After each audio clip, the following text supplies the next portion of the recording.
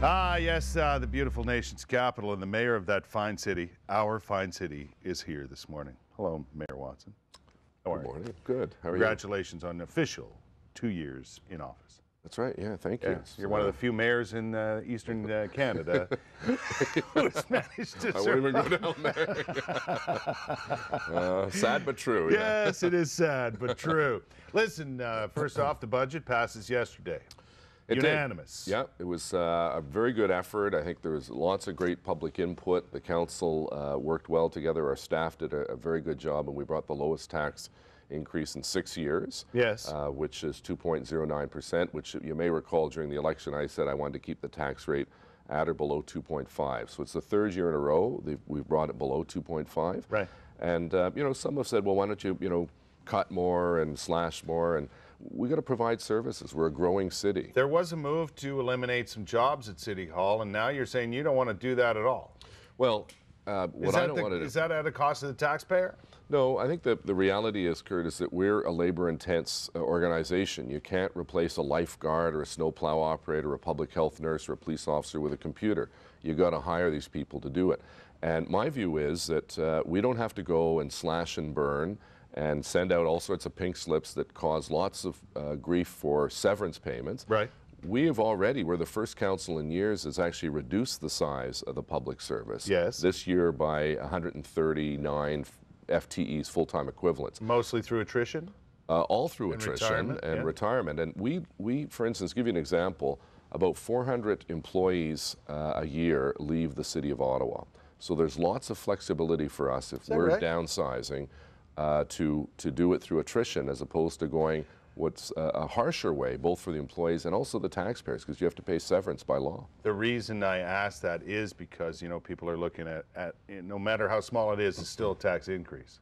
And I think they're wondering if, keeping people employed is as important to them as a tax hike or reduction. But I think you have to put it in perspective. We're a growing city. If we were a shrinking city, I'd agree with you 100%.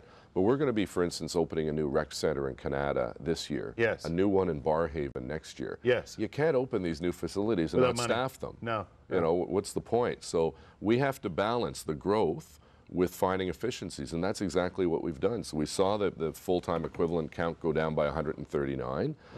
We'll start the next budget in a couple of months, and my view is that we've got to make sure that we have the right number of people, not an excessive number of people, but I'm not interested in going and firing firefighters and nurses and snowplow operators and community center workers when the public demands certain levels of service. We've got to have the streets plowed, we've got to have our community centers clean, and so on. Speaking of service, what's the reaction been to the garbage collection every 2 weeks? Well, some people like it and others don't, but I thought it, for the first couple of weeks there's a change in schedule and so on. People would get used to it, and we're seeing the number of complaints go down dramatically. Yeah. Dozens of cities all over the country have gone to bi-weekly, and when you think of it, really, once you put your stuff in the blue box, black box, and green bin, there's very little real garbage left behind. I think you're right. It's like styrofoam, maybe plastic bags, tin foil perhaps. And you're certainly more conscious of what you can and cannot recycle. That's well, I find when I go into schools, it's the kids that are the most aggressive recyclers, because they understand that if we don't recycle, we're going to have a great hunt for a landfill, and no one wants a landfill. Well, that's a good thing if the kids are getting used to it. And I think they're hounding their parents. What do you do, though, about the people who, and we've heard these stories, we've seen stories on this, where they're taking their garbage and they're mad about the whole 2-week collection thing. They take their garbage and they toss it into, where you throw your used clothing for charity. Some people are throwing garbage and diapers and dog poop bags and everything in there. That's disgraceful, because these charities are doing good work. Unfortunately, that was happening before we had bi-weekly, probably not as much. And then there was a story in the Sun that showed bags of garbage at a city facility. Well, there's always a story behind a story. There were Cubs and Scouts out cleaning up a park, and they put the garbage there because that's where they were told to put it, at a city facility. So most people are respecting the fact that they don't want to see us spend $250 million trying to find a new dump, and that's what the cost is. Right. You saw the battle in Carp, and you see one in the East End. No one wants a landfill.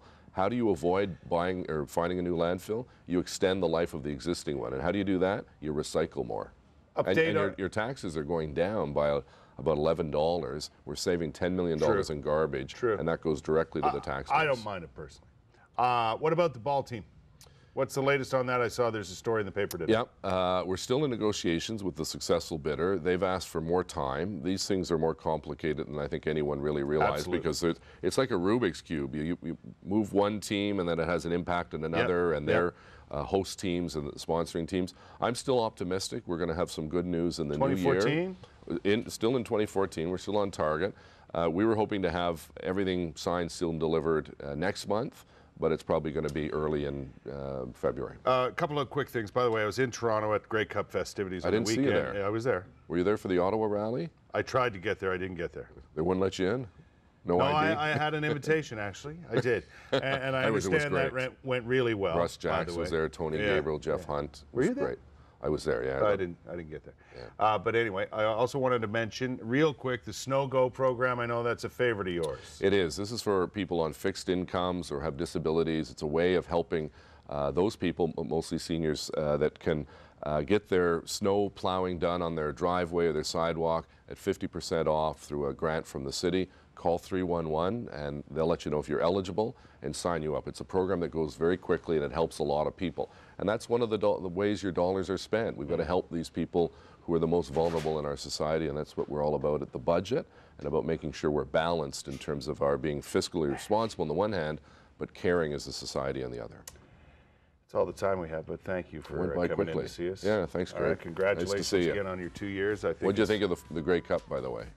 I didn't make the game. Did you go to the game? What did you go down for? The party. Okay. You were the guy on Yonge Street. It's in the Spirit of Edmonton room. We got to get a room like that, and I'm willing to help out. And we're going to get the Grey Cup before 2018. I know, but we want to have a big room there. You're going to be on the committee? I'll do it. All right. First member. Put me in. Sold. I think it's great here in the nation's capital. We have a mayor who has not been forced to or resigned for any particular reason and has managed to keep his office.